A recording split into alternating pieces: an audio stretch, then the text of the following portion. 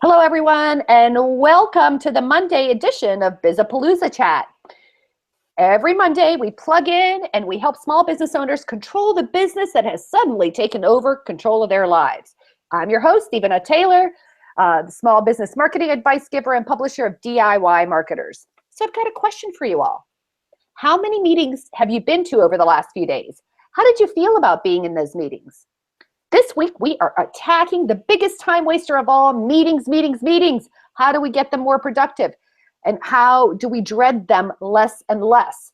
So as I was trolling my newsfeed, I ran into this amazing story written by the folks at Webex called The Never-Ending Meeting, something like that. Well, I was curious about that, so I went and asked my friends at Webex, and right here today with us is Jason Quesada. Welcome, Jason.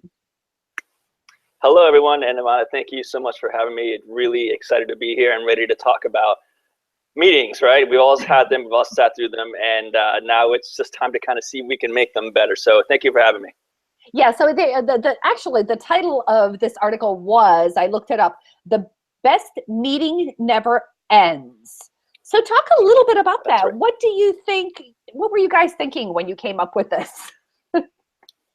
That's a great question. I think what we were thinking is that we always live in a connected world right now. We're always on, right? So the point of meetings, like in the old days, you'd just have a set time. You'd have like an hour to sit down and talk about different agendas, different topics, things like that. But when that hour came up, it just stopped, right? But what we're thinking about is that those meetings never really end, because you could always have a good idea on demand, and you always have to be really connected with your colleagues, because you could always have that one aha moment when you're going for a run or just doing some errands, and then like, oh wow, I could really, this is a great idea, I need to share this with my team. And so I think that's kind of where we're coming from in terms of the meetings never end, because you're always constantly thinking, regardless of the physical location where you're at. So I think that's where we're coming from with that angle. Yeah, I mean, absolutely. I think with the onset of virtual meetings these days, you know, it started with conference calls and then it's moved on from there. But with the onset of that, and this constant ongoing conversation, I find myself actually having fewer and fewer traditional meetings, right? Right. So one of the things that we're talking about in the chat is why people hate meetings so much. Why do you think we hate them so much? I got my own ideas.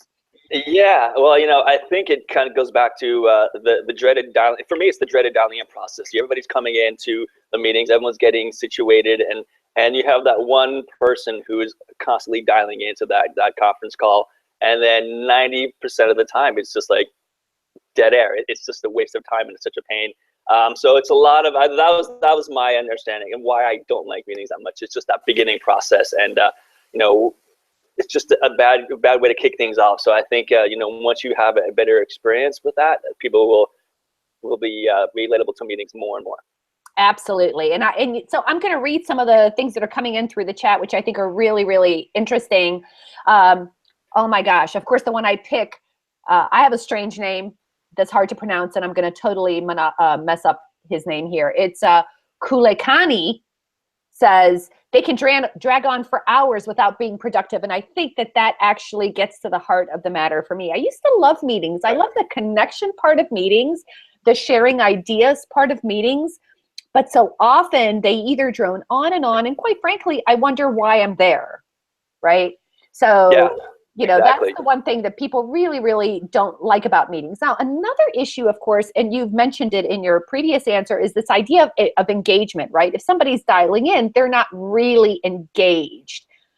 And that's something that I think is a really important component of meetings these days, is getting work done in the meeting and making sure that everyone is engaged. So talk a little bit about employee engagement from the perspective of, let's say, virtual meetings. Yeah. So I think it goes back to my previous answer. I think, you know, without a clear purpose, meetings are basically just boring updates that employees do not want to be a part of. You know, employees are doing so much these days that time for them is a very important asset, which they cannot afford to lose. We've seen all those people in the meetings, you know, constantly working throughout the meeting, and they're not really paying attention and being focused on the goal of the meeting. So you know, that lack of engagement in meetings leads to lack of productivity, right? So, you know, it's, you know, while we're not lacking ways to connect, we're not always making the best kinds of connections during the meeting. So I think that's kind of where that lack of engagement kind of fits into the meeting that we're having today. Exactly. I'm sitting here looking through the stream. We talked about why they hate meetings so much, and I wanted to get to the engagement question, but there are so many comments coming in that it is. I think there are folks that talked about, we were also talking about the size of meetings, right? I think there is sort of like an optimal size to meetings. Let's talk a little bit about that, right? What are some of the advantages of large groups, disadvantages, and so on? Right. That's a tough question, because I think you're obviously going to get a lot of different answers from different people based on their experiences. But I think for me, no matter how you approach it, I don't think there's ever going to be an ideal number you should aim for. I mean, when building teams and meetings. And the reason why I think is because there's just too many factors to consider, both human and business, that impact the team performance, right? I mean, research has shown that smallest teams tend to produce optimal results, but at the same time, there are also situations where large teams can do very well. So I think you really need to consider two things, right? You need to find out what is the goal of the meeting, and what are the skill sets that are needed to attain that goal for the meeting, right? So I think that's the more important question that you really want to try to figure out when bringing teams together. I think that's a wonderful point that you have, right? And also, talking about, and we'll talk about this a little bit more when we get to talking about today's platforms and workspaces, whereas when you're having a face-to-face meeting in a conference room, a large group can be cumbersome. But like you said, if you can have a larger team that's collaborating inside of a space, and that allows you to sort of not waste anybody's time and yet get all those different points of view included, right? Exactly. So you have context within the space, you have focus within the space, and you have the opportunity to be clearly visibly seen within that space. So it's focus visibility that is helpful for everyone within the team meeting. Exactly. So let's talk a little bit about the different options out there, because it is so confusing, right? Everyone uses a variety of different tools. We've got mishmashes slapped together. I've played with a variety of different tools, and it's almost like buying a house. I don't know that I know what the perfect tool is, but I know that there are trade-offs, right? So talk a little bit about maybe some of your favorite tools and, what you like and what you don't like about them. I know folks have mentioned things of, combining Rike and Basecamp, and then there's Slack and Glip, and now you guys have Spark. I mean, I don't know. How do you make sense of it all? It's tough. There's obviously you mentioned there's different ways to handle this with people combining two or more different platforms within one ecosystem. But that can be all good. But at the same time, you're constantly having to toggle through different platforms and different meeting areas, things like that. So that can be a little cumbersome, a little confusing for some people. But like you mentioned, we've just released a new solution called Cisco Spark, which is a complete business collaboration solution that allows you to meet, message, and call anyone anywhere at any time, right? So you have the ability to kind of take notes online in real time. You also have the opportunity to take a call real time, and it's available through the web platform and app platform. So it just kind of gives you a one click to connect colleagues for more communications, and it simplifies your workflows and helps your teams to be more productive, right? So it's just a one-stop shop for everything you need. You got file sharing, you've got video collaboration, and then you've got your basic note-taking meeting in there as well. So I highly suggest people to kind of check it out if they have some time. Oh, excellent. So I have to ask, right, for all of us low-budget folks, is it affordable? And can the rest of, so let's talk about affordability, right? I mean, I love Webex, but oftentimes the only time I get to use Webex is, especially all the glorious things about Webex, is when I'm working with a bigger brand, right? Where they've got all the bells and whistles. But this is a small business application, right?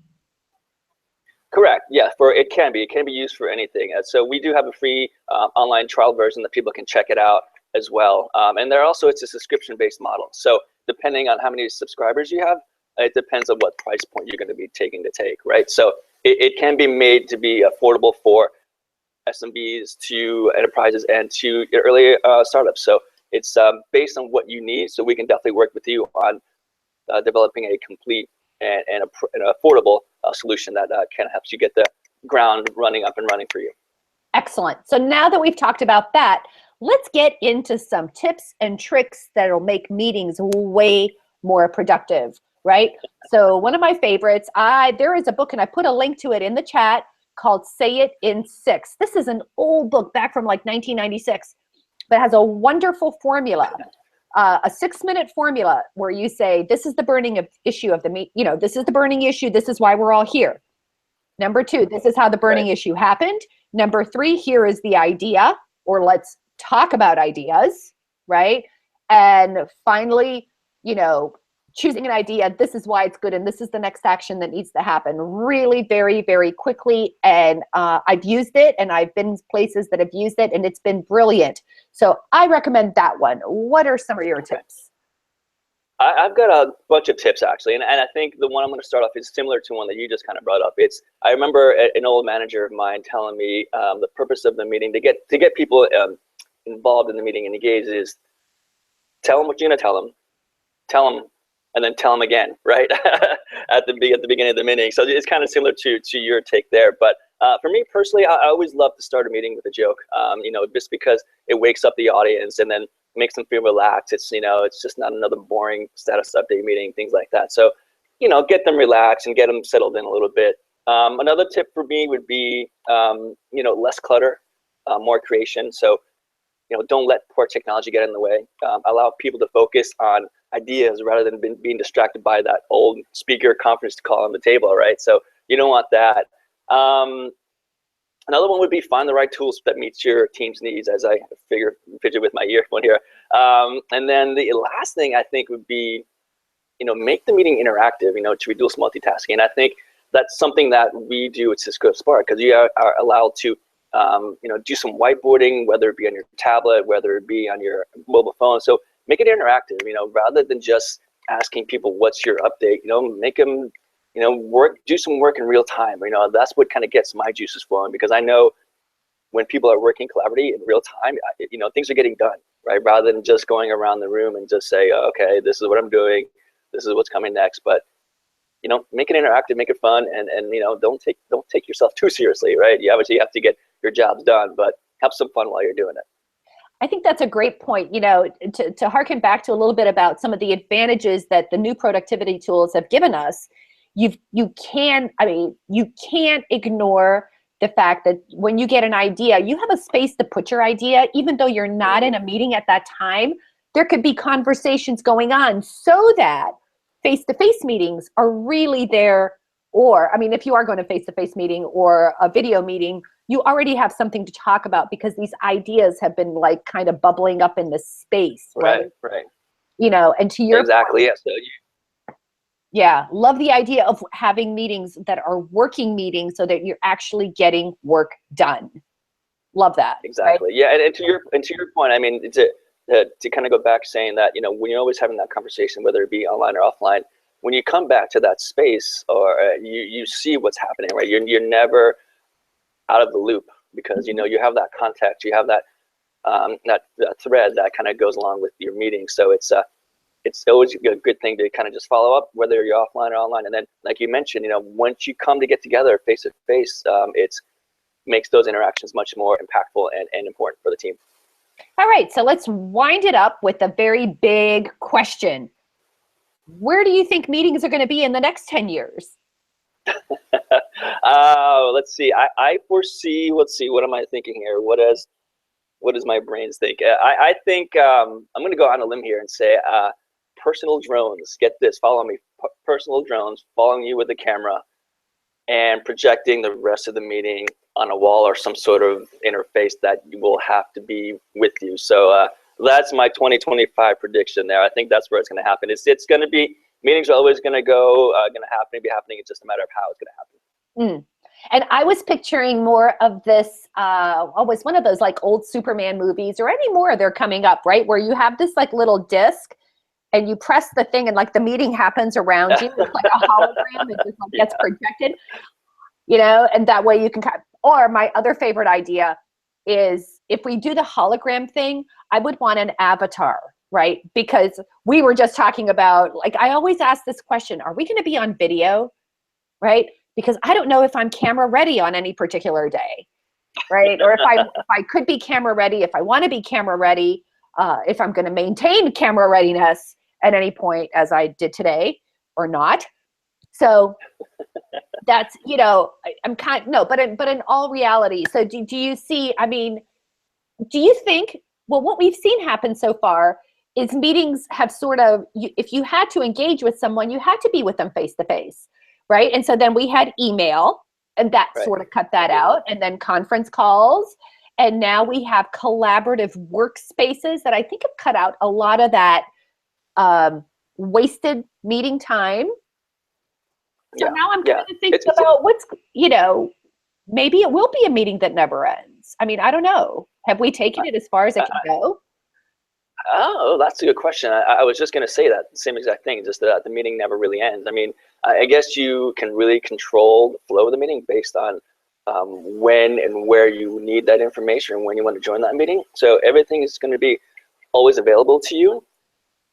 So in a sense, the meeting never really ends, right? Because you can just go hop on your phone or hop on your laptop and just dig right in like you never missed anything. But I like the idea of that little disc thing that you were talking about. That's kind of like very Star Wars-esque. I think that's a very good thing. I like that. I think we should work on that together. But yeah, you know, the meeting never ends, and it's just going to be there, and you're going to control the flow of the meeting and the context of it. So I think we're all in good shape, I believe, in terms of in the future meetings. Well, one thing I've really gotten out of what you said is this whole idea of keeping, you said it very, very early on, have a goal for the meeting, and then what, who do you need to accomplish that goal or something like that? Yeah, so you want to have the goal of the meeting, and then what are the skill sets that are needed to obtain that goal, right? So that's really gonna set the tone for how effective meetings are moving forward, and you know, kind of go from there. And now we have all these kinds of tools. One of the things I really like, and a lot of these tools have them, and I think Spark has it too, this idea of having conversation spaces. That's something that I've noticed with whether you call it a team or a conversation space or like a whatever, right?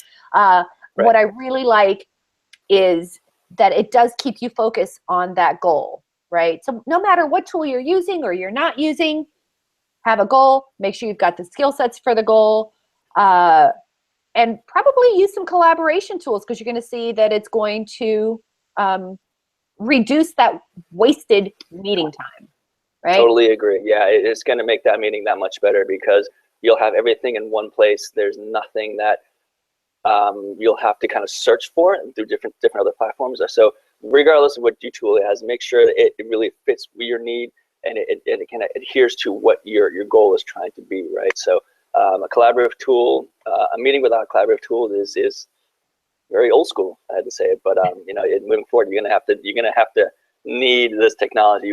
So need to embrace it. Awesome. Well, thank you, Jason.